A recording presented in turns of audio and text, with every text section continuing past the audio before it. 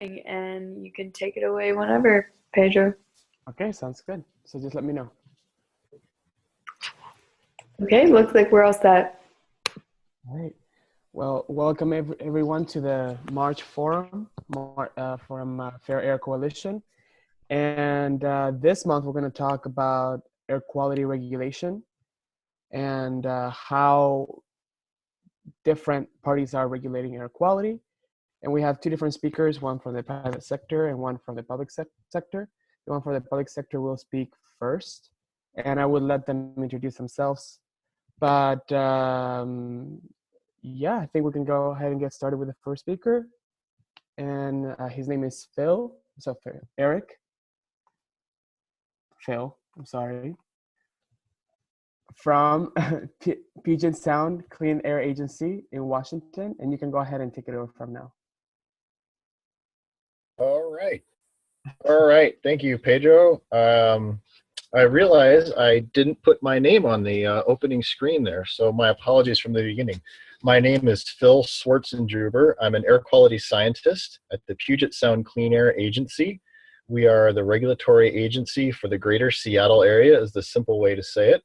I did my doctoral work studying mercury in the troposphere and the transport of mercury, and I've been working at the Clean Air Agency for the past 5 years doing regulatory work. Very happy to be here. I'm not sure how this works for raising hands or asking questions. You feel free to interrupt me if it can get through. I'm not sure how that works. Otherwise, feel free to let me know at the end, or let me know if there are any problems hearing me. With that said, I'll get going and try to make this quick and fun and informal, and hope you can all learn a little bit here. So air pollution, I like to start off with this, is actually not a new problem. And you know, maybe this doesn't have to be said, but it's nice to go back and just make sure we all realize not a new problem at all. And one of the things I like to point out is this line from David McCullough's book on the Founding Fathers, that the early delegates were protesting that wood stoves were causing poor health, and that they asked that the stoves be banned. So this is not a problem that has just come up in the past 50 years, even though the science came up. People recognized the issues a long, long time ago.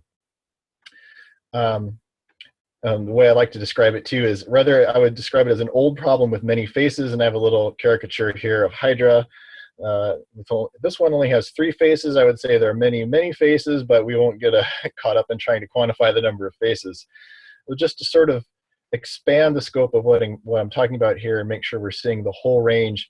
There's a huge range of spatial scales that are affected by air pollution. There's a huge range of time scales that are affected by air pollution. And so we have to remember to not treat this as a simple monolithic thing with one space, one time, one range. It's very challenging to talk about it all. And I could spend hours going into the regulatory challenges with many of these, and I'll just kind of have to skim the surface of a few of them so we can all come away with something useful here. So I'm going to focus on the US, and where we really start to talk about air quality regulations in the modern eras with industrializations, with scenes like this, steel mill from around the 1900s. At this point, we might have recognized that pollution was a problem, but basically the idea was dilution is the solution to pollution. Build a stack, get it away from the ground. Nah, it's all right, we're fine, we're doing great. Well, things weren't great, obviously, and as industrialization continued, problems were pretty clear across the world. We've all heard of London fog, but that actually has a basis in air pollution. That's not really a basis, I don't think, in anything natural. That's the acid, horrible air quality that would descend on London because of coal burning and other poor practices. A number of those episodes resulted in many thousands of excess deaths. This is back in the 50s. Back in the States, similar situation, different fuel. Pittsburgh is a pretty bad example. There's an example from 1945. Lights were needed until mid-morning, mostly probably steel mills. Denora, PA, similar situation, a small town with some big mills. This is a shot from midday. This is a very interesting situation, actually, even in terms of the science of how it formed, and it actually gets a lot of study. This one had 20 deaths in a town of small town of just a few hundred people. About 50% of the town had health impacts, quite a significant event. And LA as well. The LA smog is a different kind of smog, scientifically and chemically, but it's still a smog, still a problem. Lots and lots of deaths. Currently the worst air in the US right now. Well, the result of these is that these acute episodes really raised everyone's awareness, and public policy started to catch up with this in the 50s. And there were some early air pollution control acts in the late 50s and into the 60s, and that finally culminated in the Clean Air Act in 67 under Nixon. And it's actually one of the biggest, most complicated pieces of legislation we have, is what the lawyers will tell me. I'm not an expert in the ins and outs because it's really quite comprehensive. I do understand the basic framework of it. There are some very important amendments to it that happened in 77 and 1990. But as a result of that work and all of the implementation that happened from that work, the causes of these killer smog events, these so-called big events, were actually addressed, and the levels were quite reduced, and it was actually a pretty good win, or a pretty good success on the regulatory side. But the story continues. What has happened after that? What has happened after that is just as interesting and just as important, or even more important. The way I would describe it is, in the 90s, researchers found, this is the so-called Harvard Six Cities studies, where researchers identified a group of cities with a range of air pollution. And so this is, I'm talking about this figure here in the upper left. And they looked at the ratio of relative risk of death controlled for all other socioeconomic factors. And they found that risk ratio scaled very nicely with the fine particulate levels, which is on the horizontal axis here. Quite linear and quite surprising, because these were levels that were well below what the air quality standards were at that time. And this was a size of PM that wasn't even, of particulate matter, sorry, that wasn't even really addressed clearly. That study was replicated in numerous other studies, and it was actually followed up on in a fairly elegant follow-up, in which they went back to those cities and looked at their levels, their risk ratios, after the PM levels had been controlled, and they found a very good prediction, a very good response that was exactly what you would expect. As those pollution levels dropped, the relative risk ratio dropped, and things were definitely better health-wise. So what is this modern issue? What is going on? Well, so what they've been realizing, and what we've been starting to learn over the last 20 or 30 years, that the air pollution was likely to have multiple systemic, complex impacts on human health, even at low levels that people wouldn't even notice they're even being exposed to. So we wouldn't have the same acute risk as, say, the London smog or the Denora, PA issue, but it does add a significant health burden that does add up, and is one more burden. So for any one individual, you might not see it as a major risk, especially if you have other risky choices or lifestyle or activities, such as a smoker.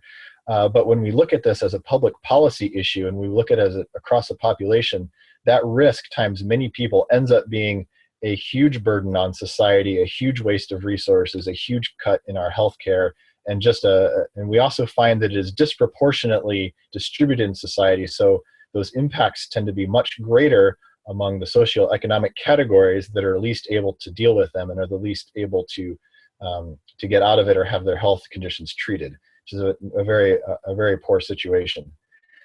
What does the future hold? Well, right now we estimate there are around 200,000 premature deaths per year annually in the US, and that amounts to billions in health expenses and lost work.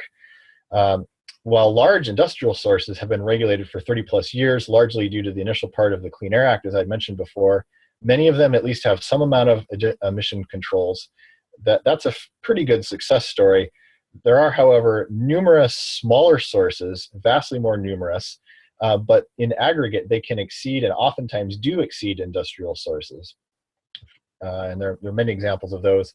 The federal regulations have made a big impact on some of them particular cars, But for instance, in contrast, diesel vehicles are lagging quite far behind automobiles, and we have a pretty clear area where things need to improve. And then in addition to that, there is no federal framework for toxics, and I'll go into this in just a little bit more. So the way that the pollutants are divided up, there are some criteria pollutants, there are specific ones, and then there are also basically just about everything else that could have some risk, which could include cancer risk or developmental risk or neurological risk. And there really is no clear federal framework that parallels the Clean Air Act and the ambient air quality standards for dealing with these. And so this is actually quite challenging for the regulatory world. So now we're going to come back to the regulatory world here instead of history. So just a little bit of perspective and just a reminder, this relates to a lot of feedback and questions and responses we get from folks. We are a regulatory world, and this is essentially an executive function. We are not writing the laws. We are not deciding what we do. We are following the law that has been written. We're following the framework that has been written for us, and we are not interpreting the law. We are essentially an executive function. I think some people forget that, and I assume folks here are fairly a fairly bright group and really understand a lot of this, but general public doesn't always understand this, and that can raise some interesting situations. So there are some situations and circumstances where the law will require a response or will require mitigation. We have to do something, and there are also other circumstances where we have authority that's delegated, but our action is optional or contingent, or we have the ability, and so there's actually a lot of interpretation. You might think of it somewhat how police are watching traffic or watching jaywalkers. Do you stop the jaywalker or not? There's plenty of room in there, but they can't go in and change the law about whether jaywalking is legal or not illegal. And we do, in fact, end up spending a lot of time taking cases to court and actually battling with folks and litigating issues out. We actually have a fair amount of lawyers. It's not just scientists, but lawyers as well. So let's be a little more specific here. What are the regulatory bodies? Well, on the national level, there's the EPA, we all aware of. They set national ambient standards. Those are standards for the criteria pollutants, the levels that the air must be below. They also set emission standards and control technologies for a range of sources. And they also have other frameworks for cars and trucks, for rail, and for aircraft. They kind of have their own framework. And there's almost different worlds in terms of how they deal with stationary sources, something like a factory or industry that's fixed, versus how they deal with cars and trucks and railroads and aircraft. Then down at the state level, all states are going to have some sort of agency. For our example, we have, my example in Washington State, we have the Washington State Department of Ecology. Washington State has its own Clean Air Act, which parallels some of the Federal Clean Air Act. This sets ambient standards for wood burning restrictions. It gives us authority to limit wood burning during certain conditions. It also delegates authority for a range of other issues. The state also sets toxic emission limits, which we have to look at when we're evaluating different sources. Are they over this general threshold? If they're over, then we have to do a lot more work to understand what the impact of their sources are. Then down at the lower level, and this is true throughout the country as well, there are lots of county level or more local level agencies who work directly with monitoring the neighborhoods and the areas. They might give forecasts for folks in terms of what levels are expected. They might also analyze data. In our case, we issue wood burning restrictions. We also run a lot of voluntary programs, incentive programs to get vehicles and other devices changed. And we also do a lot of outreach and education to the general public. There are many different types of pollutants, as I've alluded to before. These big ones here that I've highlighted on the left, these 6 are called criteria pollutants, and these are addressed directly by the National Ambient Air Quality Standards, or NAAQS, per the Clean Air Act. Those are fine particulates, nitrogen dioxide, ozone, sulfur dioxide, carbon monoxide, and lead. The lead is actually lead that's in particles. Now there's a whole range of other air pollutants, such as benzene, 1,3-butadiene, PAHs, polycyclic aromatic hydrocarbons, etc., that we know are out there, that we know present health risk, but there is really no clear framework for how to deal with it. It's basically there's no reason that we need to have this in the environment. There really isn't a practical background, so we can't really set a standard like we would set for, say, ozone or fine particles. And so the regulatory framework is essentially like an emissions control technology standard, where basically a device has to use kind of the standard control technology that's readily available. And there are a couple of different specific definitions of what that means, but that's how those are dealt with. But again, there's no real clear guidelines as to what kind of level is out there. You could have a whole bunch of devices that all have that technology, but they're all really concentrated in a neighborhood, and you could have very high levels. So that's a challenge as well that doesn't fit neatly into the Clean Air Act framework. So for us in particular at the Puget Sound Clean Air Agency, what are we dealing with now? One of our biggest challenges is actually wintertime wood stove pollution episodes. A lot of folks don't realize that there are many folks who want to heat with wood for their home for a range of reasons, including cost, and some folks want to do so because they would rather do that than using electricity, which can come from a high carbon fuel, or they can also use natural gas, which again is fossil natural gas. And so for climate reasons, some people might not want to do that. But this does create a lot of fine particulate matter in those neighborhoods, and actually during stagnation events can take the levels over the National Ambient Air Quality Standards. And we actually had a county that was in violation of the standard. We've recently come out of that. What else are we dealing with? Let's back up here. We are dealing with diesel. Diesel dominates the toxic cancer risks in our area and many other areas as well, and that's a big one. We are eagerly awaiting the improved diesel emission standards for heavy-duty vehicles, hoping to see those. We are seeing some changes already, but would like to see it faster, as fast as possible. Another challenge is that we are close to actually violating the ozone standard, but this is a real tough challenge because it's tied very intimately with vehicle use, and that's a very tough thing to deal with, a very tough thing to affect greatly. And we are hoping that everyone will start buying electric vehicles, and we're going to get a lot more electric vehicles and hybrids, and that we can get some change on that without having to go to a major emissions and inspection program. We are also dealing with issues with numerous small sources. These are very challenging.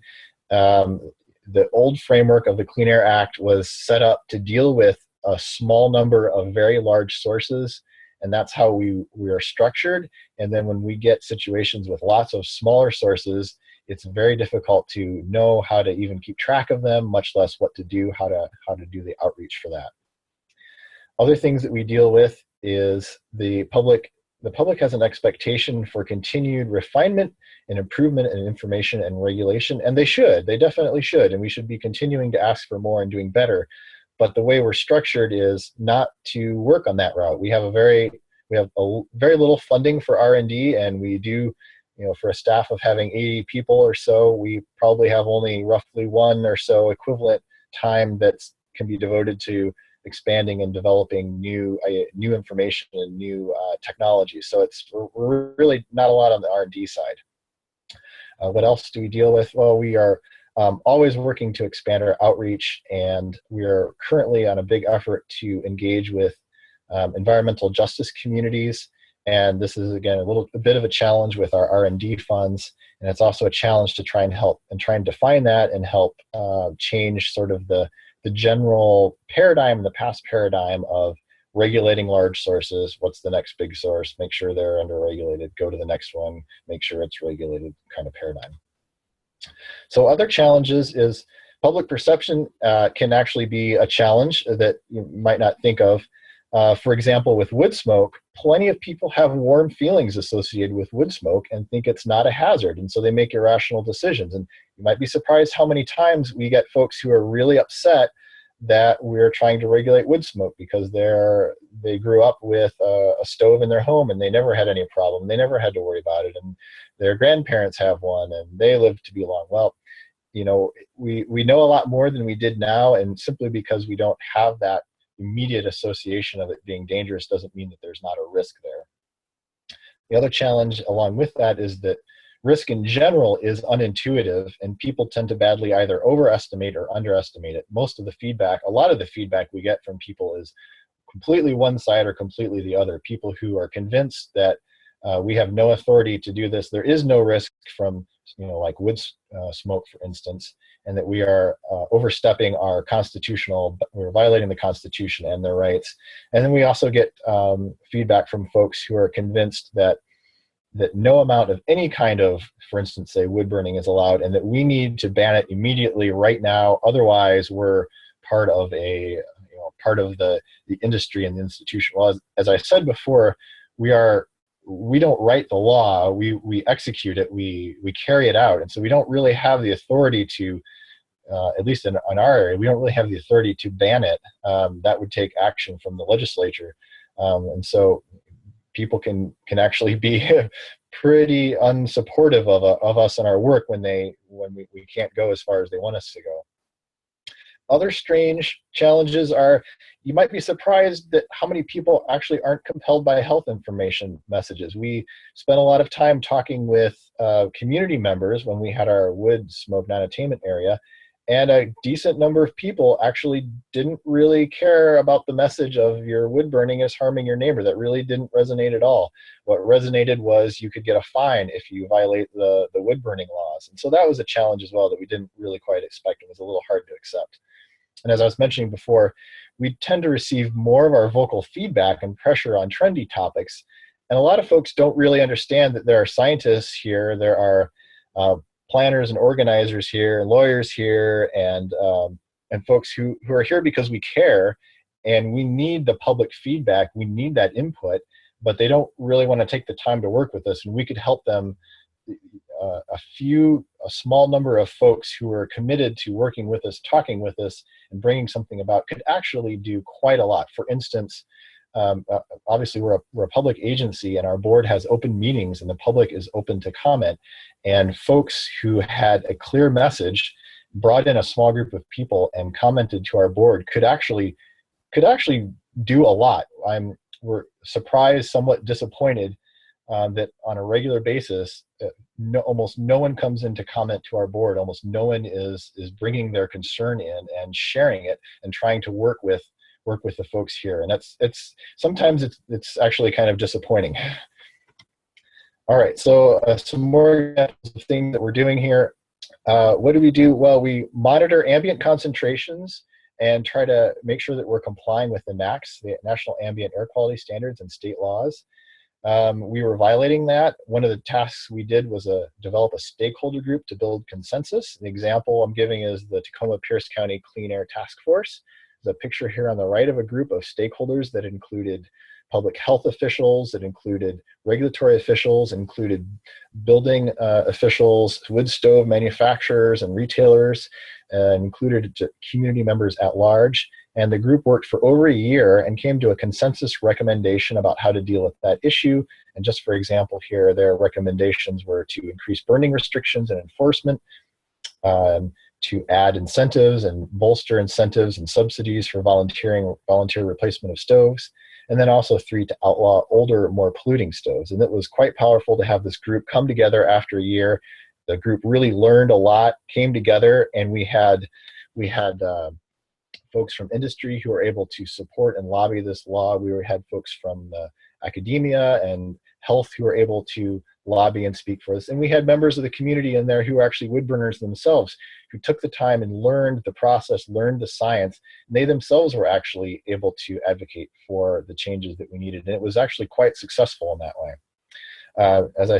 My last bullet here, yes, we conducted number 1 and 2. We'd increased the burning restrictions and enforcement and the incentives and subsidies. And we also then worked with some legislators in our state to accomplish number 3. As I said before, we don't actually change the law. We had to work with some legislators and advise them. Some examples of our voluntary programs. We spend a lot of time obtaining grants, administering voluntary programs. That includes like a truck replacement program, which we call SCRAPS, which is funding cleaner trucks at our port, the Port of Seattle and the Port of Tacoma. We've also done a lot of school bus replacements or upgrades to cleaner engines, such as natural gas. Also upgrades of a lot of marine vessels, electrification of aircraft ground support equipment, and repowering of locomotives and idle reduction technology. We've also done a few special studies. I'm one of the few people who's gotten to do a little bit of the R&D. This was my favorite because I got to do some of this. We did a pilot study and continue to do some pilot studies on looking at the air pollution exposure for cyclists. So we mounted some portable gear on some bikes, and I biked into work and monitored that, but it creates some other challenges as well. How do we interpret this data? It's different instrumentation, different pollutants. How do we communicate this to folks? What do they really want to know? Should I bike? Should I bike less? Should I find a different route? Should I find a different time of day? Most people are excited, but it's tough to know what to do with it. Another pilot study is we're continuing this work in our Chinatown neighborhood.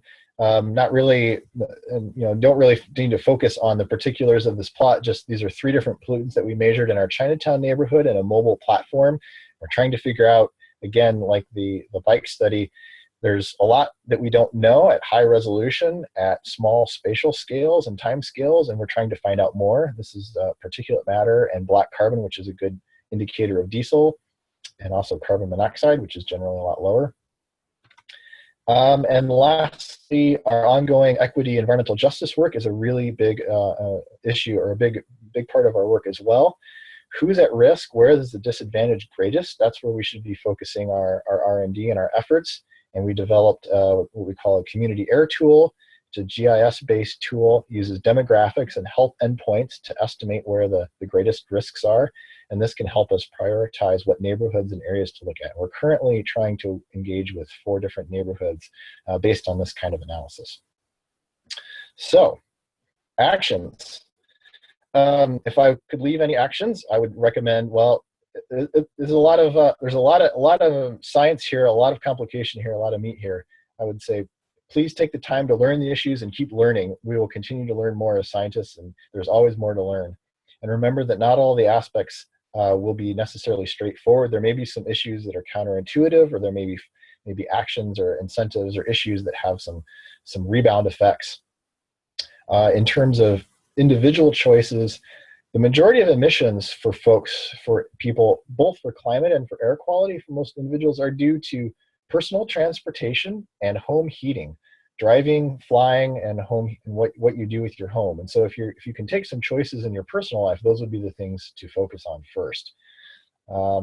Other actions, as general as we would expect, favor products from where there are strong environmental policies that can support the right actions and the right controls for these different issues, and always, improve efficiency and reduce consumption. And so that is the end. And at this point, I will be more than happy to take some questions. Again, my name is Phil Swartzendruber, and my email is right there. My phone number is there as well. If you don't have to come up with your brilliant question right now. I'd be more than happy to take them by email later or phone calls later. So with that, I'll open it up for any questions or comments.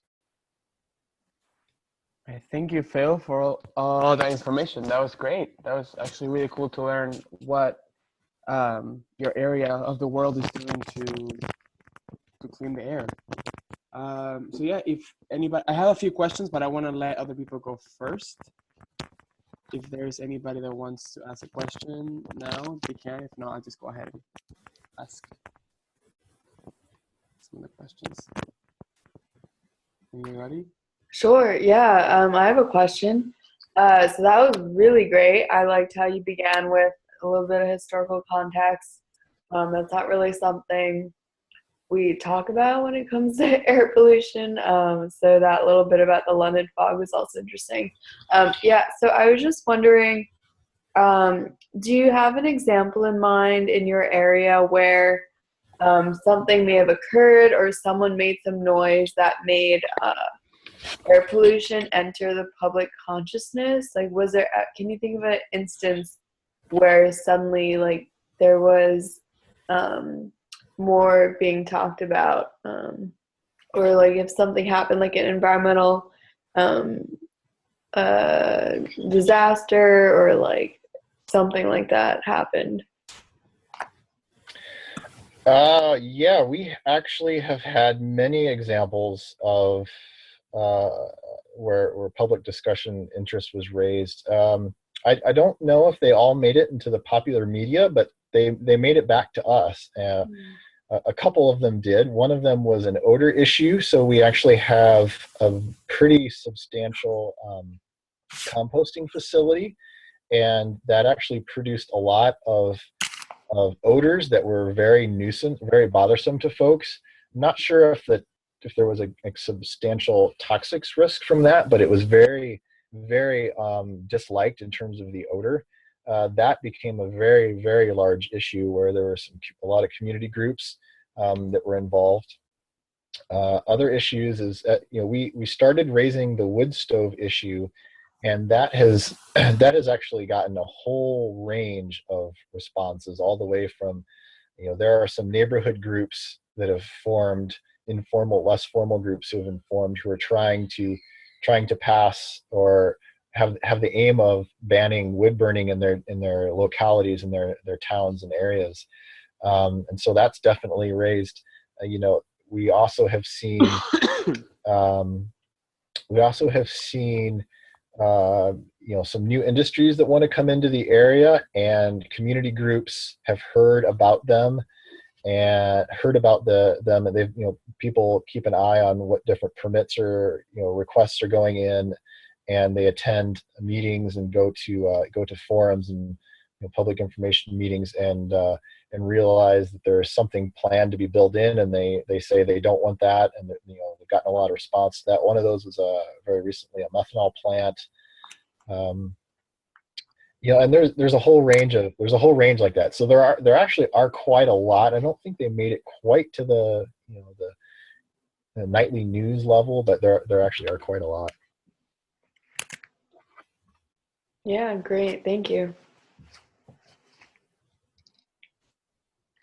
Okay, so I had a question about, so you talked about the LA smog and how it is a different type of smog, because, it's a photochemical smog, right? And the reason why I know this is because I'm also studying air pollution here in Southern California.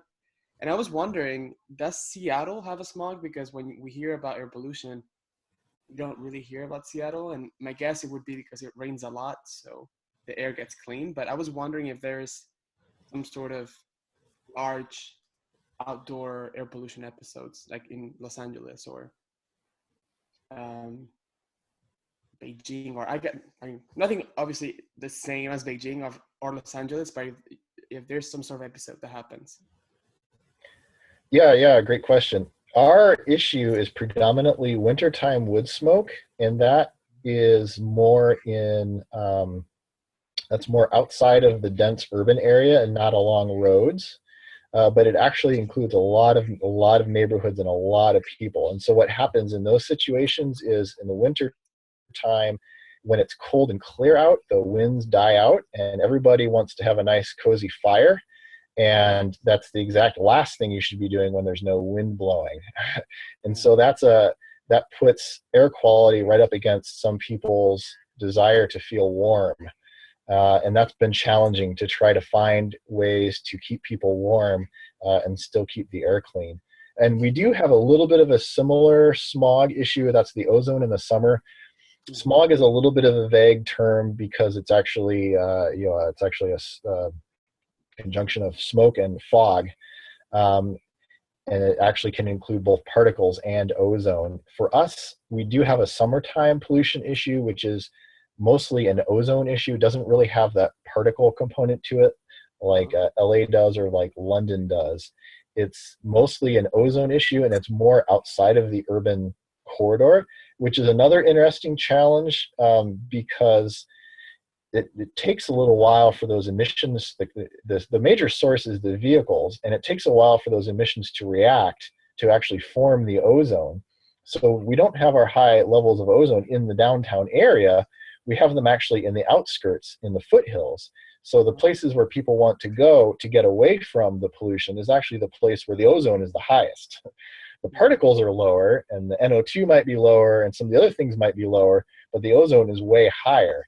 And so that creates a very strange communications tension and issue as well. Nothing as bad as LA. I've visited LA a few times. My wife's from that area. Too. We have something similar because, in terms of NOx and particles, the urban areas are a lot worse, but when it comes to ozone, it's usually in the mountains, like far away from the city. But Yeah, we have a basin, so at the end of the basin in the mountains, and over here in the San Bernardino Mountains, that's where the highest levels of ozone are. So yeah. it's very interesting to see that. So going back to the wood that is being burned for heating, is there some sort of, where's that wood coming from? From the forest, I'm guessing? Yes, we have a lot of forests, a lot of healthy forests.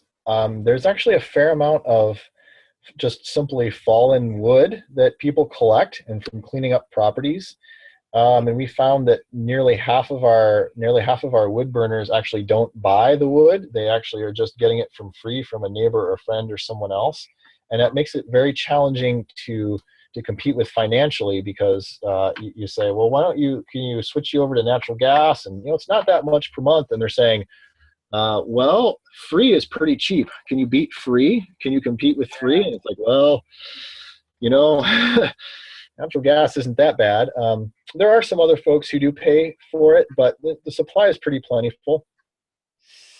So I'm guessing there's no environmental efforts to, I mean, because if it's here in the LA area, if you tell somebody you're going to the forest to get wood for a fire, people will start screaming at you because we don't have enough pine trees, I guess.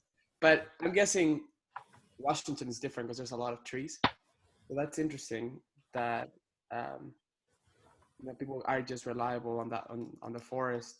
Like you were saying, I can see how that would be very hard to monitor and to. So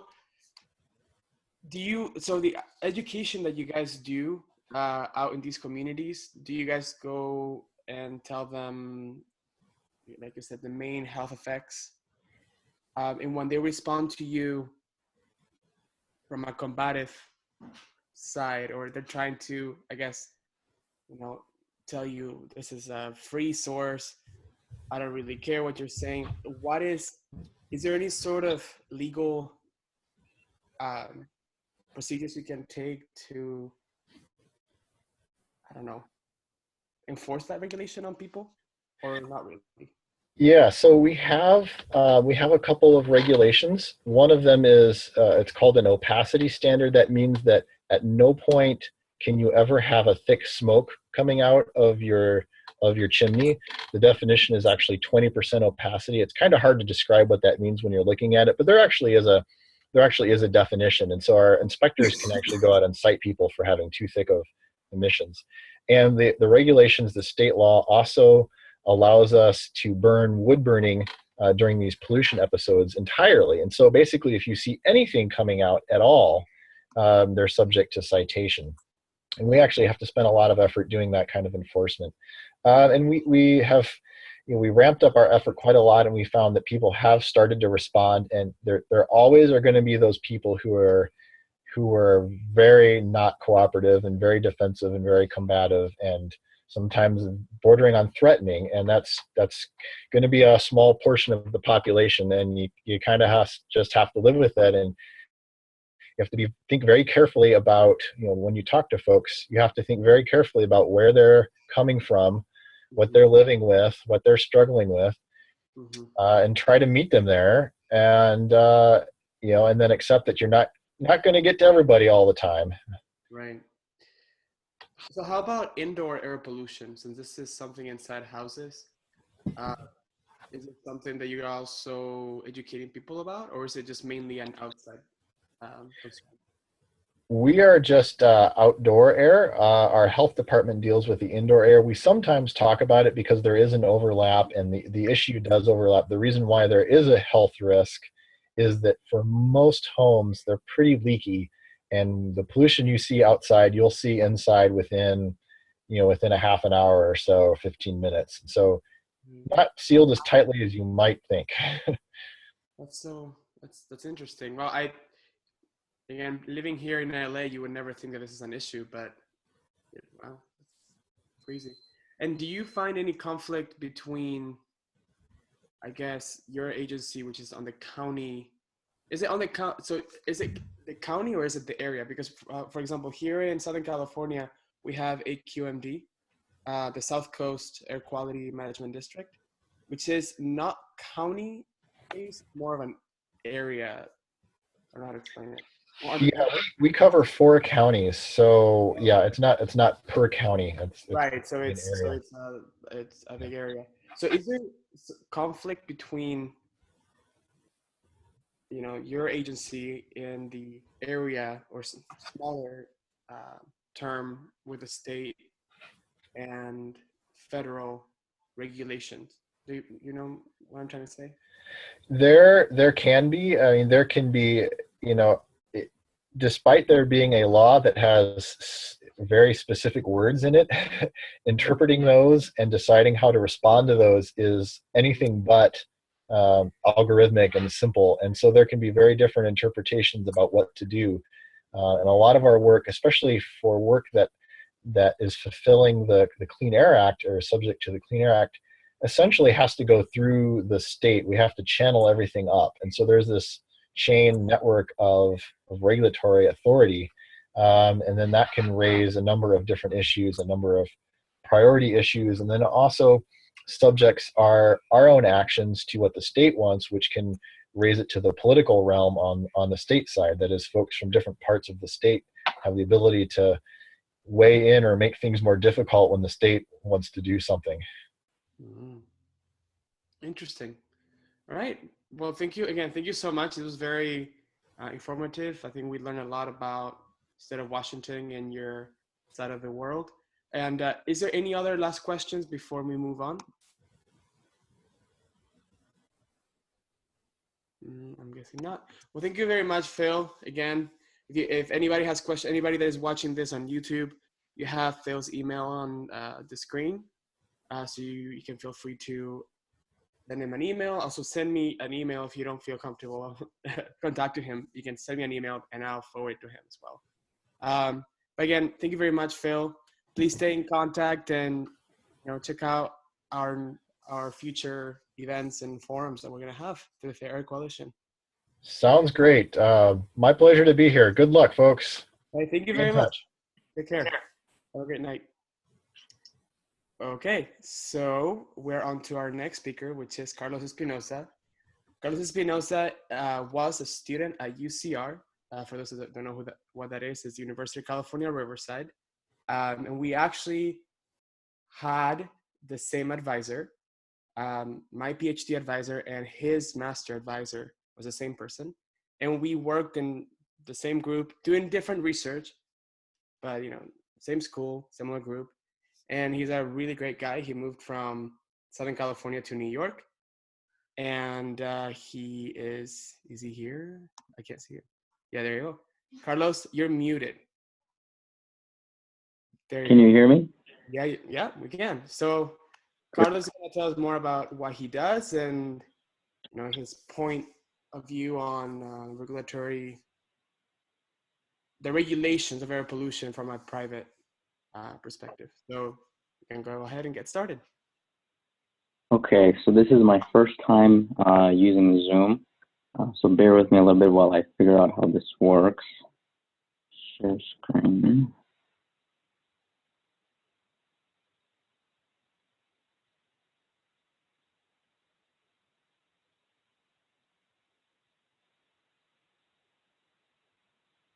Okay, so can everybody see my screen okay?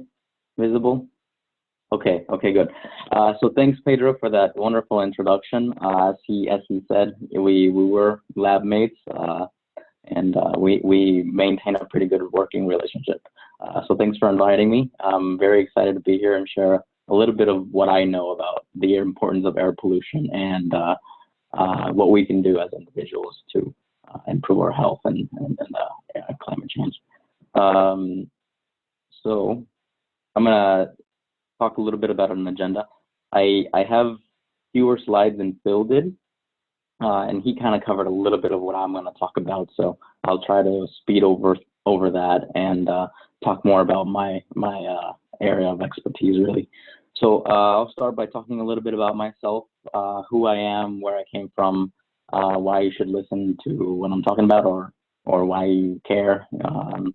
Also, why should you care as a person about air pollution? How does it affect your life? How does it affect the world you live in, the country, your economy, your job, things like that. Next, I'm going to focus a little bit on vehicle emissions. So that's one of the sources where we can get air pollution and degrade the climate. Also, I work for Corning Incorporated, and we make environmental products that help mitigate some of these emissions from vehicles. Also, I'd like to talk a little bit about the recent scandal in the news that's been everywhere, which involves Volkswagen and their involvement in cheating their NOx emissions with a defeat device. And then talk a little bit about the future. So, like I said, my name is Carlos. I earned my bachelor's and my master's in chemical engineering from the University of California in Riverside. I did my master's work in light-duty vehicle emissions at the CSER laboratory facility in Riverside. After that, I moved to upstate New York, where I am now a systems engineer for Corning Incorporated. A little bit about Corning is it's a Fortune 500 company. Mostly we're known for Gorilla Glass. So that's the glass on your phone, Samsung, iPhone, whatever you have. We make that product. We're also known for our fiber optics. So how we're communicating right now, you're probably using an internet provider that uses our fiber cables. And then the department that I'm involved in is environmental products. So in environmental products, we make diesel particulate filters, diesel particulate substrates, diesel oxidation catalysts, and three-way catalyst substrates for light-duty vehicles. I put a picture of myself there because I got the opportunity to go to Aspen, Colorado. So you see the beautiful mountain and the blue skies, and it looks so amazing, you know. And as an environmental, you know, I have an environmental background, so I really like to show folks that this is something I'm passionate about, and I love talking about this because it helps our environment, and you know, people can go and enjoy the scenery. Okay, so moving on, why should you care about air quality? So I think Phil mentioned a little bit about this, and I'll try to be as brief as I can. Basically, we have air quality issues because as humans, we have an effect on the planet. So we're driving cars. That's what you see on the left over here. We're making electricity. That's what you see with the industrial pipes. And Mother Nature has a little bit of an effect as well.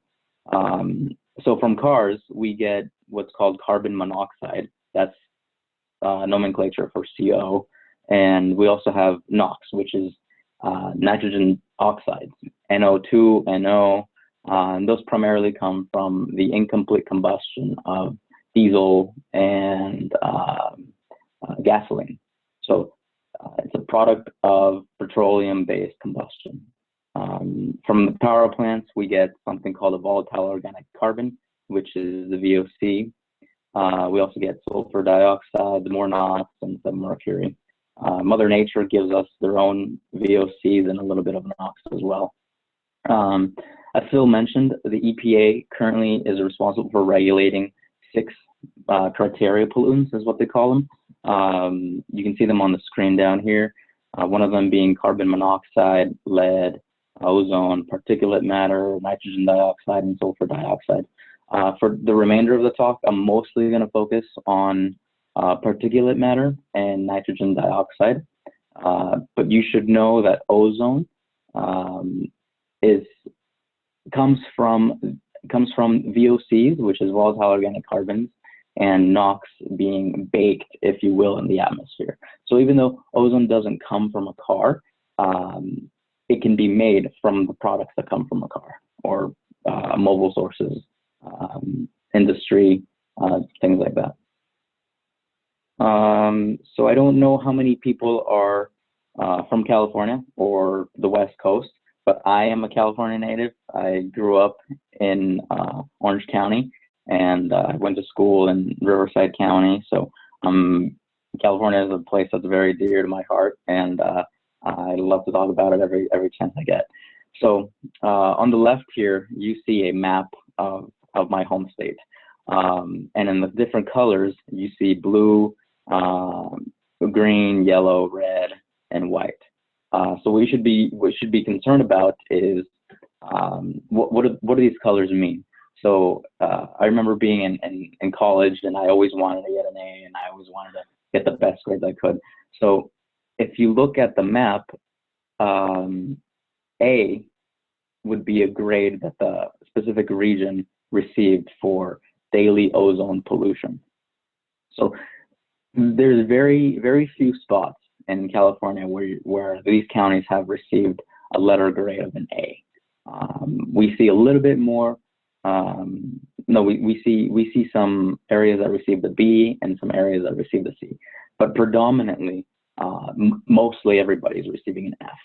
So immediately this should scream, there's a big problem happening, at least in California. What's going on? You know, so you should bear with me. I'm moving the video a little bit. So you should be concerned, because I know I was concerned living in Riverside County, because every day I was breathing this area that was failing to meet daily ozone pollution. You know, so what is this doing to me? Why is this important? Well, Dr. Michael Ong from the American Lung Association published this paper saying that California continues to have some of the worst air pollution in the country. 28 million Californians are living in counties where the ozone and particle pollution levels are making it unhealthy for people to live, and that's very obvious from this map here.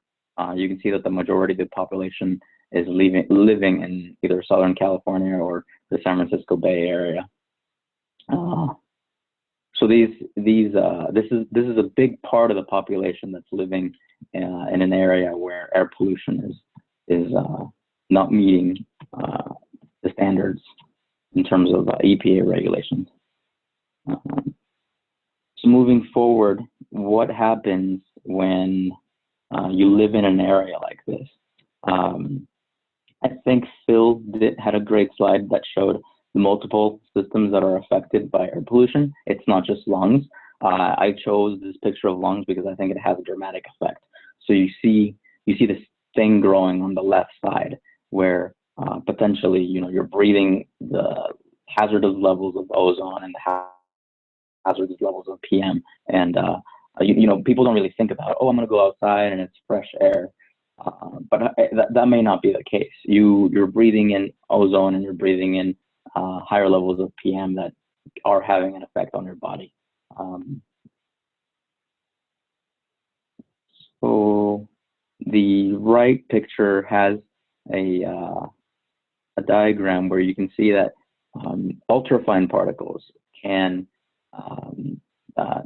come in through your system by breathing, and your alveoli can absorb them, and then from there they can get into your bloodstream and go into any system of your body that your blood goes to, which is everywhere.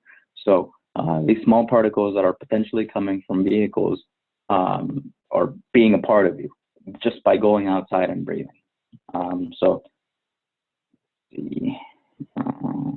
Okay, so as I said, I'm going to talk about vehicle emissions. Keep in mind there's other sources, but my field is more on vehicle emissions, so I'm going to spend some time on that. On the right, we see a nice pie chart that the EPA published saying that greenhouse gas emissions are coming from electricity production, transportation, and industry.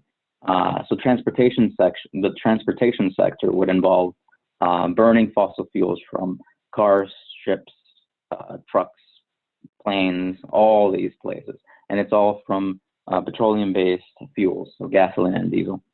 And I chose a picture from Google showing that if you live somewhere like where Pedro lives in near LA, you see interstates being clogged up by cars, and it's very obvious to see why the transportation sector would have a big importance and a leading role in air pollution. So fortunately, we have Corning Incorporated. So some of their products, some of the products that I work with directly can help clean some of this diesel exhaust and gasoline vehicle exhaust through a diesel particulate filter or a diesel oxidation catalyst, or the Felcor products, which is what the three-way catalyst is on. So on the left, I have a picture, a very beautiful picture that our marketing department and our PR department put together for us. So this would be an example of what a ceramic diesel particulate filter looks like. Basically, I'll talk a little bit about where this goes in terms of a car setup in a few moments, but basically this is surrounded by a metal case, and it's put in line with the exhaust that's coming out after a combustion event. So Corning's products have excellent filtration efficiency and particle number filtration for what we call a DuraTrap aluminum titanate. That's what the AT stands for, and the DuraTrap advanced cordierite products. These products are currently meeting the stringent European regulations. So in Europe, they decided to regulate air pollution on a particle number basis as well as a particle mass basis. And currently, there is the limit that it's 8 times 10 to the 11th for a specific test cycle called a WHSC. Now, that would be the number of particles per kilowatt hour of work. And that's what you see on the right side of the plot. The bar plots represent Corning's products, and I hope you can see the dashed line here. That would represent the regulation. So our products help meet these regulations and potentially clean the air that we're breathing and help with the air pollution problems we're experiencing around the world. Furthermore, before we talk a little bit about this, our PR department has a wonderful PDF, beautiful PDF that I'm not even going to try to replicate, so I'm just going to guide that. It's just fun facts that I think I'd like to spend some time on, and they're worth talking about it. So an average person breathes up to 3,000 gallons of air every day.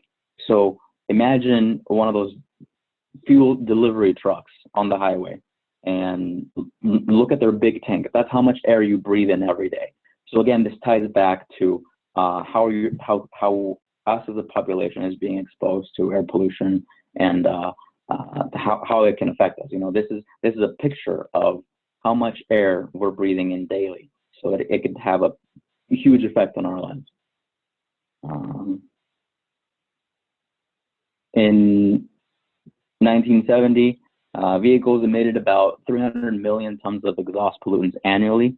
So this is everything that's coming out: NOx, unburned hydrocarbons, ammonia, CO2, particulate matter, everything. And then we had the Clean Air Act, after which Corning immediately got to work. And in 1972, we were the first company to have a product that's ready for market and viable for production, so that we can put our product in a vehicle setup and decrease some of these emission levels. 6 years later, in 1978, we made the first ceramic particle filter to also help with diesel emissions. And since 1974, Corning has produced more than 1.5 billion substrates for automotive emissions controls. So just a little bit more history. So how is this possible? How can we reduce a lot of emissions with just a ceramic filter? So think about the surface area. So if we have a filter or a substrate that's the size of this soda can, we can divide it into sections, very small sections, which can increase the surface area dramatically. So this picture shows that a filter that's the size of a regular soda can have an area that can reduce pollutants the size of a football field. So a little tiny filter like this big can have a giant effect just because it's divided and subdivided into different sections. Let's see. So Corning's diesel filter technology can capture 99% of the soot particles, which I talked about earlier. It's one of the criteria pollutants, the PM particles. So there's been studies that show that the air coming out of a DPF is cleaner than what's coming in the engine. So not only is our Corning's products cleaning diesel exhaust, it's also cleaning ambient air that's outside, just normal. So since 1970, the number of vehicles on U.S. roads has doubled, but the hazardous air pollutants have been reduced by 16%, largely due to after-treatment devices like diesel particulate filter and substrates. I'm going to skip this one. I'm not a fan of that one. So we have a marketing campaign that, thanks to cleaner air, millions of people are breathing easier and living better lives. And how does this affect us? So we had an economist do crunch some numbers for us, and U.S. mobile emissions control about 13 billion in economic activity for the world, which includes 70,000 American jobs. So anybody looking for a job out there, this is a good area to be in. Okay, so with that, I'd like to go back to my PowerPoint here. Current slide. Okay, so this is a picture of a DPF, a diesel particulate filter, and it looks a little bit like a how do I say this?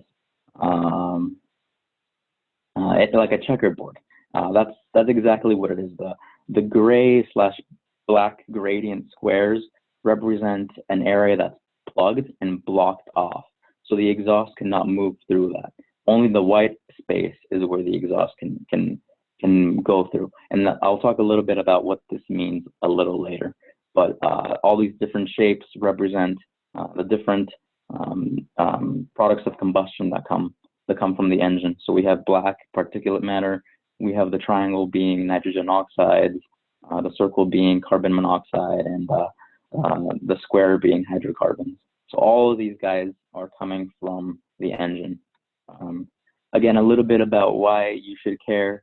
The hydrocarbons contribute to smog. The smog pictures that Phil put up in LA and in London, hydrocarbons would have an effect on that. Also carbon monoxide, I think some people have labeled it as the silent killer. So you breathe it in too much, it can inhibit the ability for your blood to carry oxygen to your organs. Nitrogen oxide, again, is a precursor to smog and acid rain, and black carbon can be small enough to where it can reach the deep levels of your lung and get into your bloodstream and then be distributed throughout your body and have cancerous effects and other cardiovascular effects.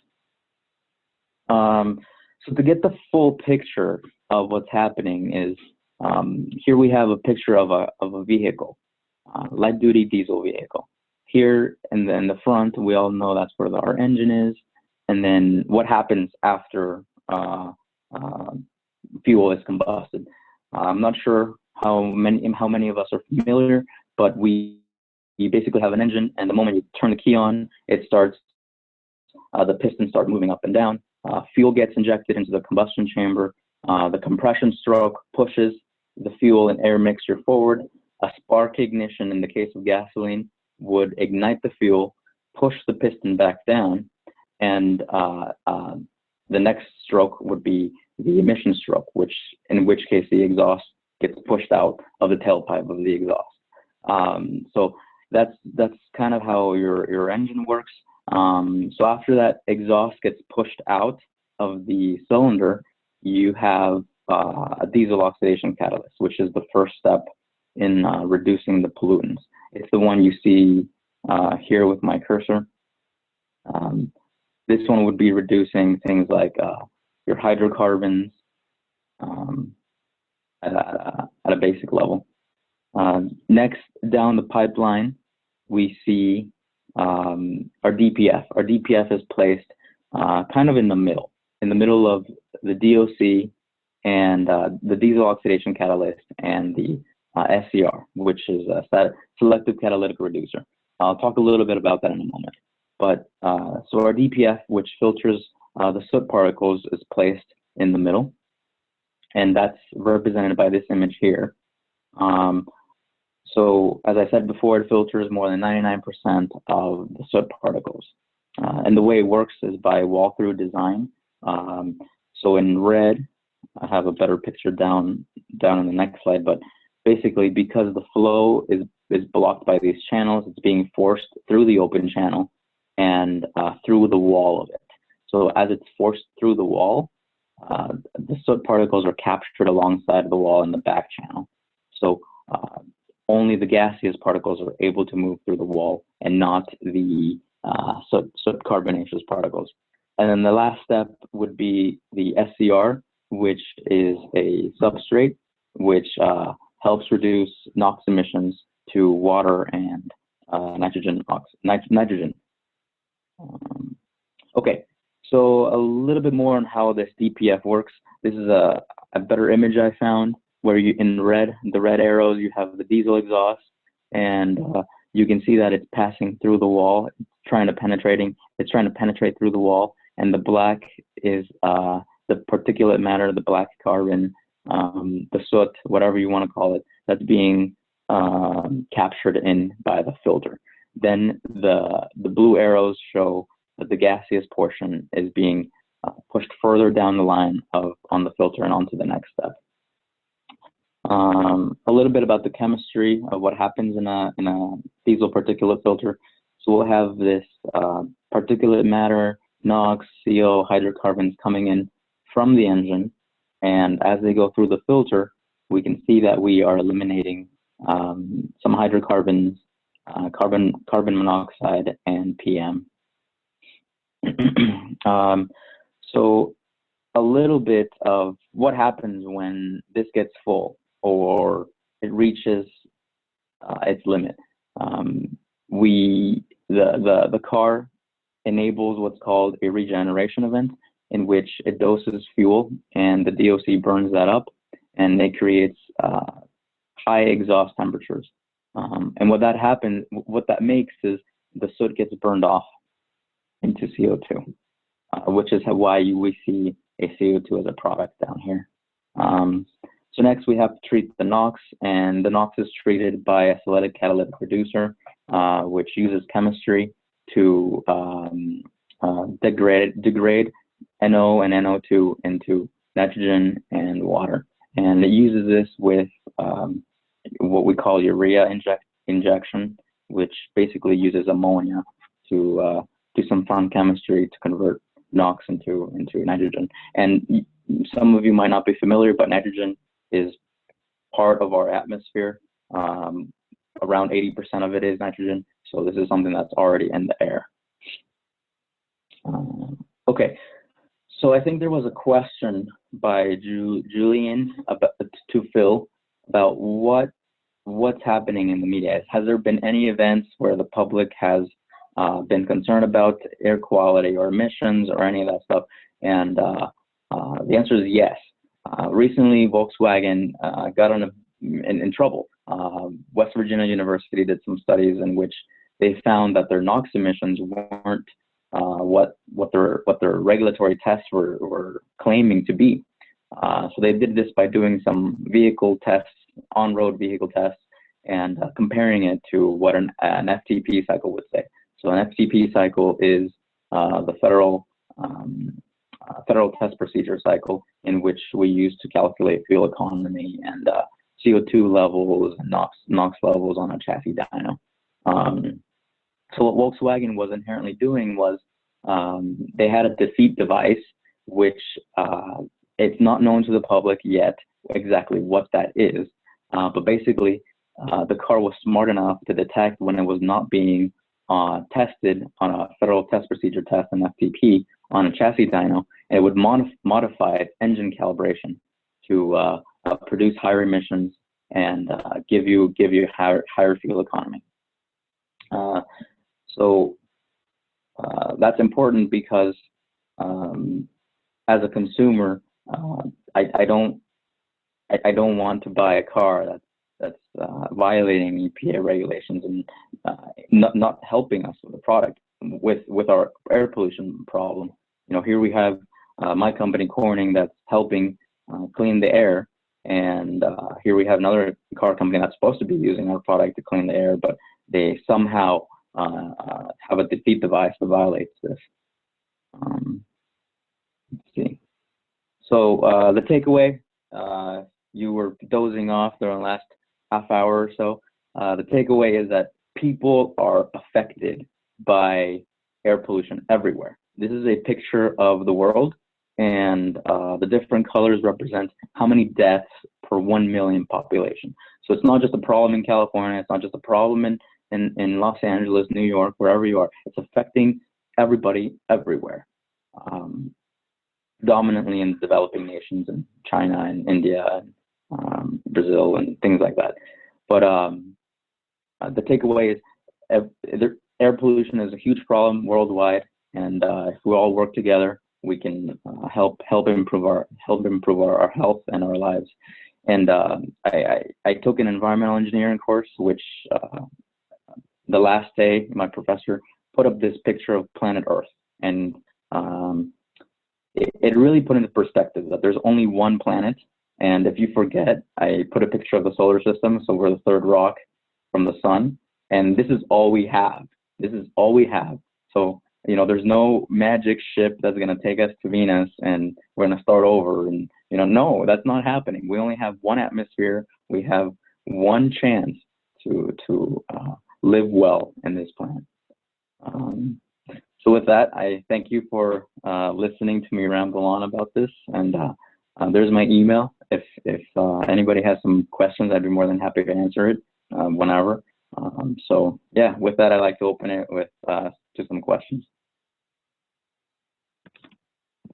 Awesome, Carlos. It's so cool to hear what you're doing because, you know, when Carlos left, I knew that he was working in air pollution related company, but I didn't know what specific about the company he was doing. That's really cool to hear about it. So before I ask questions, because I have a few, does anybody have any questions? You guys can go ahead and ask. No, nobody? No? I can go. I don't have a question, actually. This is just a reaction or thought to the scandal. So yes, it's pretty terrible that this was happening. But I'm wondering if this, in a weird way, helped the clean air movement because it suddenly brought this to everyone's attention. And I think agencies also found out a lot of other car makers were doing similar things, like cheating the system. So strangely, I think it might have been good that Volkswagen was doing this but got caught, because I think this is not something people really thought about until it made the news headlines. Yeah, certainly. I agree with you on that viewpoint, Julian. The only thing we have to remember is that Volkswagen isn't the only company that has done this. Ford, GM, Kia, they've all participated in some way. So it's in a way, it's good because it does bring it to our attention, and people are caring now about what does vehicle emissions mean? Why do I care? You know, everybody, CNN, Yahoo News, Fox News, all these guys, this was everywhere. You know, this giant company was cheating EPA, and how are they getting away with it? You know, it got public attention, and the fact that it went national and everybody was talking about it definitely helps bring up awareness about air quality and air issues like that. I know I got a call from some distant relatives who knew I was involved with vehicle emissions and air quality, and they weren't really sure what I was doing, but they called me and they asked me, hey, what's going on? What does this mean? Why is this important? You know, things like that. So it kind of made me happy that I was able to finally talk about what I do for a living. So certainly, good comment. Yeah. And I agree about that. In fact, this year there's been a lot of new headliners that have really shocked the world about and have raised awareness about air pollution, not just on diesel, but just on the amount of deaths that are caused by air pollution. And it's an issue that needs attention, and that's the reason why we're here, right? The reason. So Exactly. a couple of questions regarding your presentation. So you talked how European standards go by number. Okay, so a background for those that don't know anything about regulations here in the US. So the way PM, which is particulate matter, or the small particulates that are in the air, the way they are regulated in the US is with mass in terms of micrograms per cubic meter. So a certain amount of mass per volume. I believe the EPA standard for PM 2.5, which is particulate matter of 2.5 micrometers or smaller, the regulation is 12 micrograms per cubic meter. Is that correct, Carlos? So I've been out of the game for that for about a year or so. So you would have a little bit more I believe it's fresher 12. brain on that. Yeah, no worries. They just changed it, and they have lowered the standard. And by lowering it, it's actually more, it's stronger. It's a stronger standard, which is 12 micrograms per cubic meter. But in Europe, their standards is with number. So I wanted to ask you, what do you think is better, to regulate particulate matter by a mass or by number? Oh wow, okay. So you're giving me a loaded question, Pedro. This is what's being debated. This is what's currently being debated, and the answer is my personal opinion is both would be good, because think about it like this. Think of a weight. So 5 pounds. 5 pounds can either be maybe a decent sized watermelon or 10 to 12 oranges. So if we regulate by weight, we can get it through different ways. We can achieve it by different ways. But if we regulate by number, then all of a sudden one watermelon could probably meet the regulation, but the sack of oranges might not meet it. So that's a good perspective to have. And it's important to know that just because we're meeting the regulation by weight doesn't mean it's still okay, because most of these particles are small, and if they're small, then you're going to be meeting the regulation by weight, but not necessarily by the size of it. And as we're learning more, and we're doing some research which says that the small particles are really what's causing the cancer and the breathing problems, the asthma, and all these health effects in our lungs. So in my opinion, both would be a good metric, and there's strong hypotheses that particle number regulation is coming to the US. Right. Okay, that sounds good. And to build on that, right now I'm doing a project on particles, and the thing is, like, as you were saying, when you measure mass, the really tiny particles are kind of negligible, right? So you can have a lot of very, very, very, very, very tiny particles and still be within the regulation. But those tiny particles are shown to be worse for human health, because those are the ones that can penetrate deeper into the body, into the bloodstream, and all of that. So at the moment, there is no regulation for ultrafine particles, which I believe is zero 0.1 micron size and smaller, so 100 nanometers. Their EPA has not set any standards for that, but in Europe, since they measure number, they account for those ultrafine particles in a way that the US kind of doesn't. So it's interesting to see how different places around the world are using different units to regulate emissions, and which one is the best is always a question. Okay, so another question I had is, how much is the filter? how much how much do the filters cost? So I'm in the engineering department. I'm not in the finance department, but I have a rough idea of what it costs to replace a filter.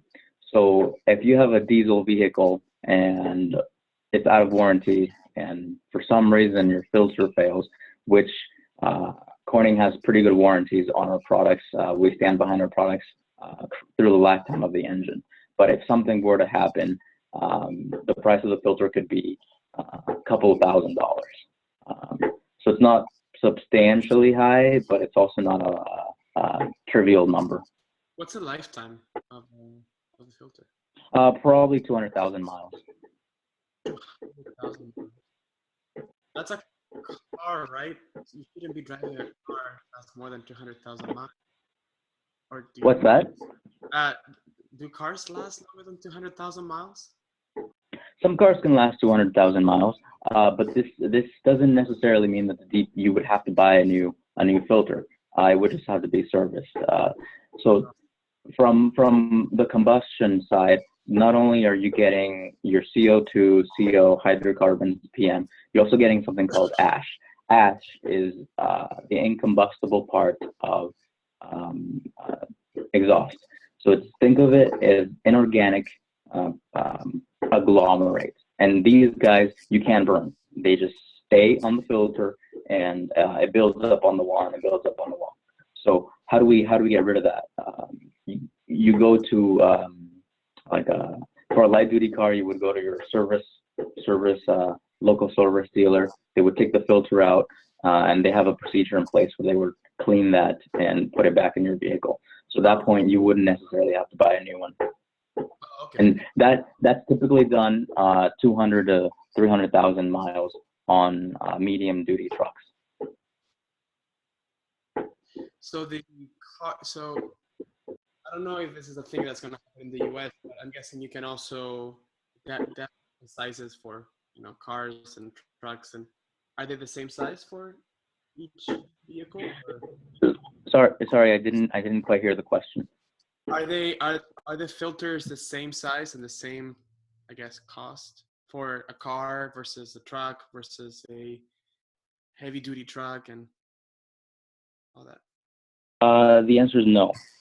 Heavy duty trucks like I don't know, your Kenworth, your Volvo, these guys that bring products across the country, they use, typical size would be 13 inches in diameter by 13 inches in length, just ballpark number. That's what you would find in a heavy duty application. The type of filter you would find in, say, an Audi A7 or a Jetta TDI model would be on the smaller scale, like half of that, maybe 7 by 7 inches, 7 inches in diameter by 7 inches in length. So it's quite smaller for the car. So different sizes for different applications. Okay, cool. Very cool. So, if anybody has any more questions on the product, on the company, on anything that Carlos talked about? Well, Carlos, if anybody has questions, they can always email you. I'll send out an email to other people that watch this on YouTube, and they can ask you as well. It's difficult to have everybody online when we're all in very different time zones and people have jobs and people have to sleep. It's difficult difficult, but people end up watching it, and they'll contact you if they have any questions. But thank you very much for your time. I know it's getting late over there. Yeah. Thank you. I really appreciate to have some time to talk about what I do and life beyond school and how each of us can make a difference in the world. It's great that we are getting together an hour out of the month and just discussing these things. That's the first step towards making a healthier world and mitigate climate change, things like that. So thank you. Appreciate it. Yeah, of course. Stay in touch, and I'll see you at the wedding. I'm going to his wedding in May, so. Oh, congratulations. Thank you. Oh. Thank you.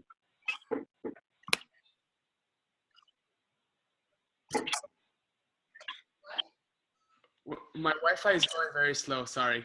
You guys your internet connection is unstable. I think it's like, all right. So thank you, Carlos. You can stay around. We're going to have another presentation from Willow. So yeah, thank you very much. Okay. I actually have to go and eat some dinner. I haven't had anything to eat. So thank you for having me. Let me know if I can do some more presentations on something more specific. This was just all over the place, and I hope it was some helpful. But yeah, thank you for including me. Appreciate it. You guys have a good night. You too. Say hi to Kelly. Bye-bye. Oh, okay. My internet is going very slow. Can you guys hear me? Mm-hmm. Mm-hmm. All right. So Willow, it's your turn. You can get a PowerPoint. Yeah, I do. I will pull it up 1 second. But I was wondering if before I delved into performance management, if you wanted to tell me a little bit about, hold on, let me figure out how to, okay. Is that working? Can you guys see that? Yeah. Okay, awesome. If you guys wanted to tell me a little bit about how your leadership structure works, just so I can tailor this a little bit. I can't see you guys right now, but I can hear you. Okay, so hopefully I can tell you a little bit about it. Hopefully the internet is okay. We're having a storm, and when it rains a couple drops here in Southern California, everything stops working. So Yeah. so the way the leadership of our organization works, it's mainly a collaborative effort from different people. At the moment, I'd say Julene, Julia, and I are the ones that are basically leading the forums, which is the main thing that our organization has. Mm-hmm. I'd say I'd be in charge of the outreach on the field, because I am the one that is studying air pollution. I'm the one Right. that Yeah. be like, okay, this is what I do, this is what I study, and this is what we're doing. Julene has been doing a great job at the logistics part Mm-hmm. of the organization. That means, also reaching out into to other speakers and to basically remind me of things, because I sometimes I can be a little scatterbrained, and she always remind me, oh, do this, you gotta do that, you gotta do it. So Uh-huh. she's been great at that. And Julia is also more on the logistics and also on the, I'd say, marketing side. For example, I don't know if you saw the email, but the email looks Yes. beautiful, right? And it's Yeah. all Julia's expertise. She put all that together. She made it look good. And also Julia helps a lot with the outreach. So technically we do have a president, secretary. I mean, we do have that title. Overall, I think it all comes down to, we just talk to each other and we make it work. Yeah. Whoever is better at doing the job, Uh-huh. who does. Gotcha. And also we have a lot of members, but a lot of the members also, students, and it's difficult to get a lot of those students to get very involved. They are very involved in their communities by advocating clean air, Mm-hmm. and by people in their own communities. But when it comes to the actual logistics of the forum and of the Right. website and of the organization overall, it's mainly Julia, and I. Okay, yeah, that makes sense. Okay. So then I will delve into performance management and deliver my presentation and maybe comment a little bit and try and tailor some of this to your current structure and the way that your members work. And hopefully it's helpful. I certainly find that this was like a really helpful thing for me to learn through the fellowship and to use with my current student organization, though my structure is a little bit different from yours and it's a lot easier to access people since we all live in the same space, but hopefully this is helpful anyway. Okay, so why performance management? So performance management conversations are really helpful in a lot of ways, right? I mean, the most obvious one is just that you can check in regularly and kind of make sure that everyone is contributing to their max potential and they're clear on what their responsibilities are and how to carry them out. So if you're having structured conversations with people that are very specifically about their responsibilities and their duties and kind of their goals, as well as evaluating what they have just done and the progress that they've made on the goals you made previously, this kind of just makes sure that everyone's on the same page and everyone is doing like all that they can. And also that everyone is very, very clear on what it is that they have to do. Because I know that sometimes in delegating or even when trying to communicate goals, that's not always the easiest thing. Like you might say, hey, I want this presentation, and then someone else might interpret that differently and not end up with the result that you wanted. So this helps to like iron out some of those communication difficulties. It also helps to set new goals based on team skill acquisition, interests, and the new priorities of whatever you're working on. So I've used performance management largely as a way to set goals with the members of the executive board of my organization. So basically sitting down with them at least once a semester to be like, hey, these are your goals for the semester.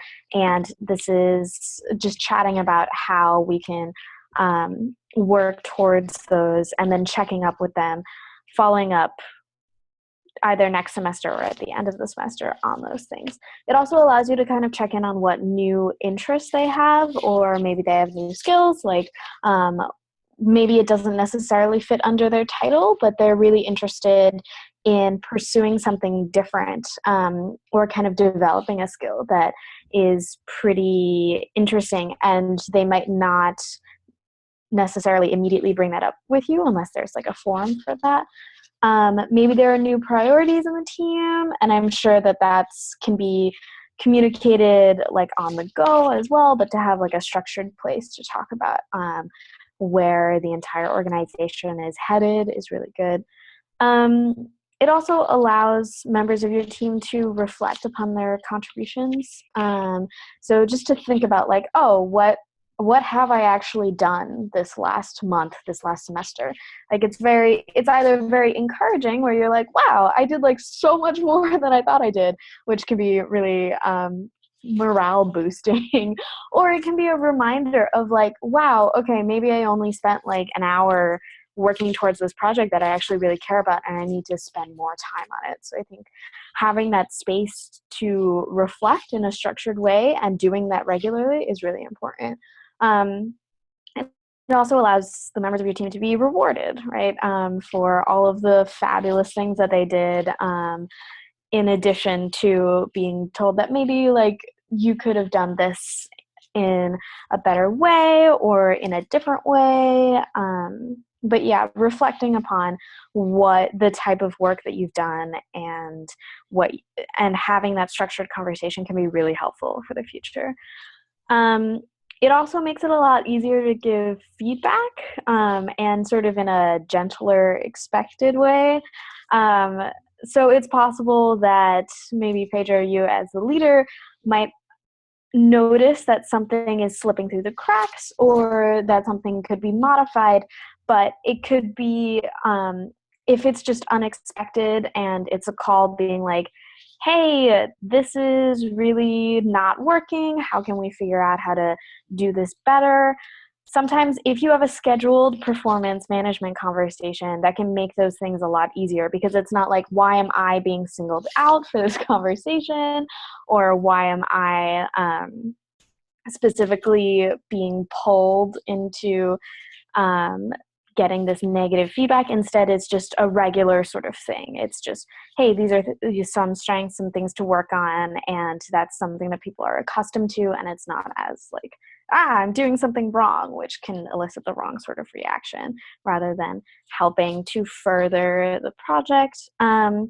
I've also found, because I'm the chapter leader of my student organization, that it's a good way to gain feedback about big decisions or changes that have been made in the student organization. Like maybe you've shifted the structure of a meeting or something. And so having these conversations gives people space to think about the changes and also give the leaders feedback on whether or not they think that that was good or maybe needs to be adjusted further, which again is not necessarily something that people would immediately communicate otherwise. Okay, 1. So keep in mind like what your team is up to and cycles. I think you guys do monthly forums and then various other things. I'm not sure if you guys are structured around the school year at all, but knowing that some of your students, it might be easier to check in with them during a break or at the very end of a semester or very beginning of a semester to kind of, because that will be a lot easier to access them and make sure that they are available and not like really stressed out and thinking about other things, but that they can actually really devote time to this, but also that it's linked to sort of major projects that you are working on and just larger things that the team is working on. It's also important to keep a schedule, right? Part of the point of performance management conversations is that they're very structured and they're scheduled, right? Everyone knows ahead of time that everyone's going to have this conversation, and that it's not that anyone is being singled out to be criticized. It is instead that everyone's meeting together to kind of give feedback and stuff. And keeping a schedule can just help that a lot in like reminding everyone and setting goals properly. So who does the performance management conversations? I mean, so it seems to make sense in especially like really small, non-hierarchical organizations for everyone to kind of just like pick the person to the right. Like for people to just sort of trade doing performance management conversations, and maybe each person evaluates a different person, so that it's like less hierarchical. But at the same time, it might also be helpful for maybe you, Pedro, to be the one who does all of these conversations, because you have probably the clearest sense of like the mission and the purpose and everything that you need to in order to get this campaign rolling and keep it going. So maybe one person could do everything, or maybe you spread it around, or you have some people get in contact with the students specifically, or the 3 of you kind of like trade off and do that, and that can be really helpful. So all of that being said, now that we have some idea of why this might be helpful, what do you actually do in a performance management conversation?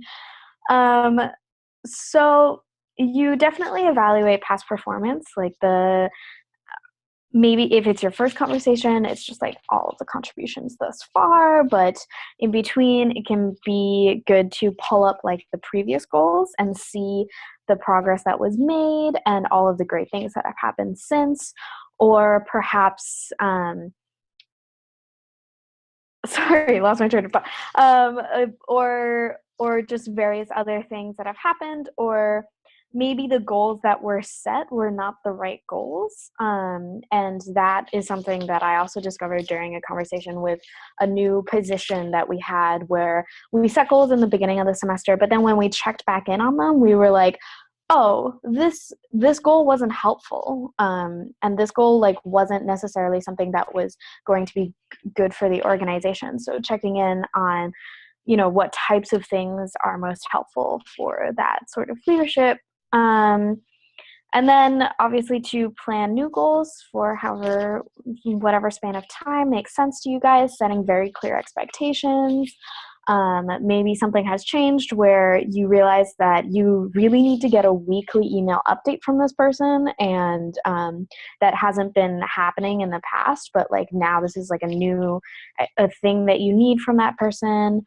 Checking in on the development of your members. I think especially with smaller groups and campaigns like this, a lot of like perhaps an incentive for student contributors is their own skill development. So if they have certain things that they really want to work on, and they can kind of contribute that to in a way that like really helps the Fair for All campaign as well, just kind of knowing where people are in terms of that, as well as just getting to know your colleagues.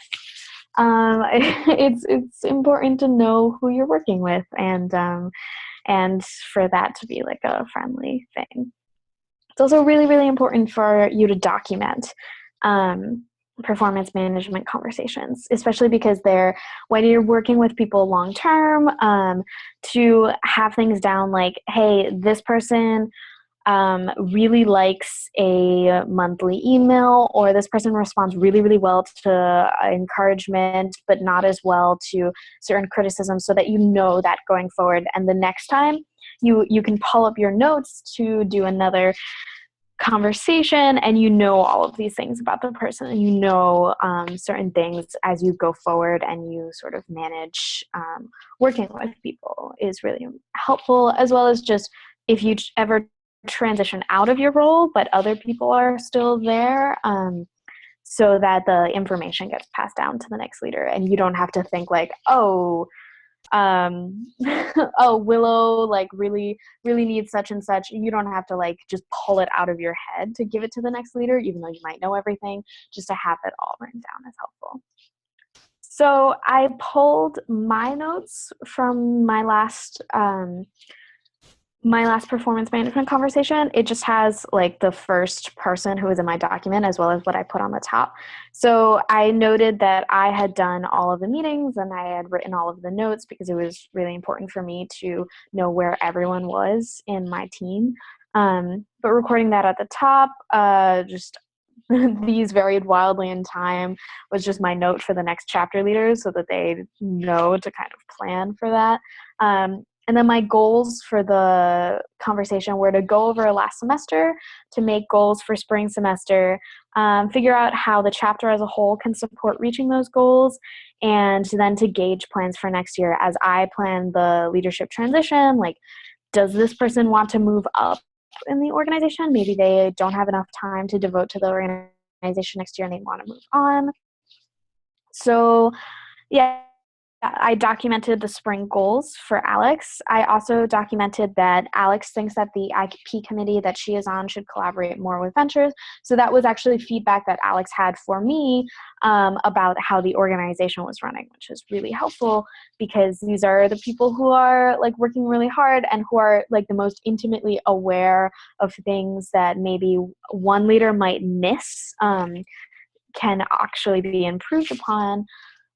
She was unsure what she wanted to do next year, and I wrote a note about how Alex needs to be followed up with more regularly throughout the semester, because some of her fall goals were not accomplished because I, as the chapter leader, did not follow up with her enough. Like, I was maybe sending like bi-weekly or monthly emails when like they really needed to be weekly, and she needed to be reminded of things more often. And so that was a note for myself about management, as well as for the next chapter leader. So the last thing is to make sure to follow up. If you spend like a lot of time setting goals and elucidating expectations, it's really helpful for people to actually have your notes as well. So I would send everyone their spring goals and kind of an additional follow-up and maybe like a personal note after each of these conversations. And then to just adapt as you learn more about people and how they kind of function within the organization and how they function as leaders and contributors, and adapting certain things in order to make sure that everyone is maximizing their potential contribution and you're moving forward as much as possible. So that is all I got. I also put my email at the end of this, and I'm happy to take questions.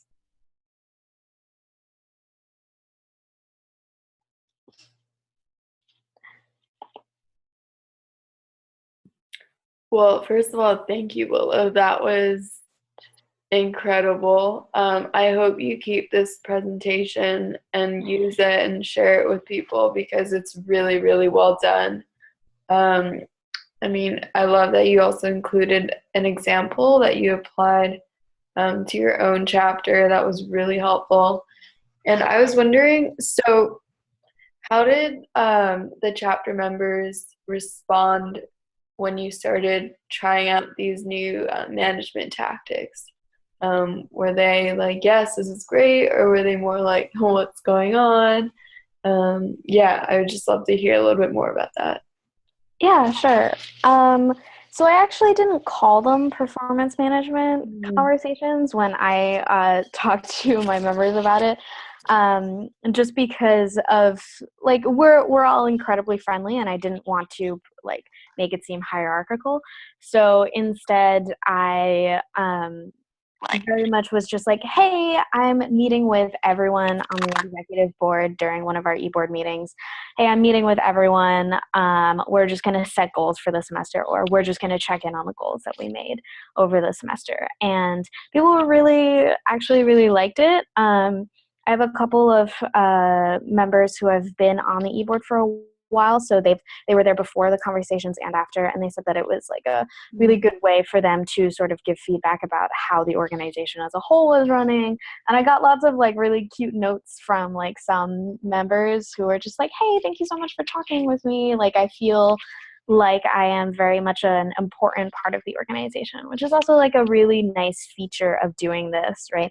Not only do you get to check in and make sure people are doing and contributing as much as possible, but also that they feel more invested and they feel like they're valued. That's so great to hear. I'm glad it's going well.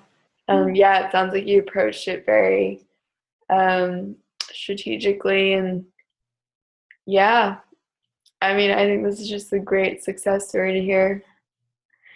Yeah, the fellowship has been super helpful for my org, so. Good. Yeah, well, I definitely want to share this recording with the network afterwards because, I mean, this is such a great presentation. I think every student should watch it, and I'm sure they'd find it valuable. So I believe Pedro's computer just crashed. So oh no! he may not be able to join back in, but we are coming to the end of this. Yeah, so do any of you, Julia, I'm not sure if you had any thoughts or questions.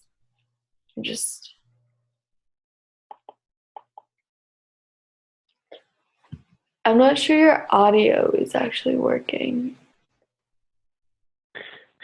Hello? Oh, Pedro? Yes, sorry, my computer crashed and it's not turning on. I don't know what happened. But this is me. I'm calling from my phone. But thank you. I just wanted to say thank you, Willow, for your presentation. It was a great presentation, and I think it's gonna be. We've never actually done one of those meetings before, but I think it would be actually very fruitful for us to do. The way we do it, Julia calls me or Julene calls me, and then we talk about certain things. But I think having a scheduled meeting to discuss performance. I think it could be very beneficial for the campaign. So thank you very much for all the efforts to put the presentation together. Yeah. I think this is something that we will definitely consider for the future of our campaign and organization. Yeah, I hope it's helpful. All right, and I just have to share a couple announcements. Sorry, I'm not on camera, but hopefully, can everybody hear me okay? Yeah. Okay, so the Clinton Initiative is starting this weekend, and I know that there is a few people from MCN that were going to do that, from the Millennium Campus Network. So if there's anybody that is watching this video and is going to the Clinton Initiative conference, I would like to contact them just to, partner up and maybe have like a little MCN reunion up there as well. You can call me to my phone number, 530-701-0629, or email me, ppiqu001@ucr.edu. And maybe we could join teams up there, because there's going to be several teams. And if there's some of the campaign members that are attending, that would be great for us to combine the efforts up there as well. And I think that is it. Julie, do you have any final remarks? Basically, thank you everyone for joining. I know it's always busy with school, work, and other obligations, but it's always nice to get to chat with people, fellows, campaign leaders, guest speakers, just other participants. I really enjoy these, and I hope you all do too. And I encourage you all to share or invite your peers and friends to join our upcoming ones. You can find all the upcoming webinars and the topics at mcnpartners.org. If you go to the Global Campaigns page, all the information is there. We have some really incredible topics coming up. And yeah, don't hesitate to reach out with any questions. I'll be posting this recording and sharing it with you all very soon. So yeah, all right. Everyone has a great evening. All right, you as well.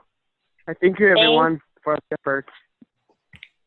Great. Have a good night, everyone. Good night. Have a good night. Bye-bye.